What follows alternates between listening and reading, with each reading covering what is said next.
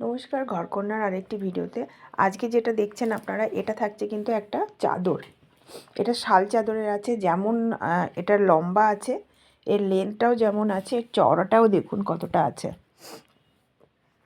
এই থাকছে multi colour দিয়ে কিন্তু কাজ করা আছে। এটা থাকছে আপনাদের ফ্রন্ট পোর্শন, আর এটা থাকছে কিন্তু ব্যাক পোর্শন। টোটালটাই কিন্তু উইভিং করা আছে, একদম লাইট ওয়েটের আছে। কালার অপশান পেয়ে যাবেন।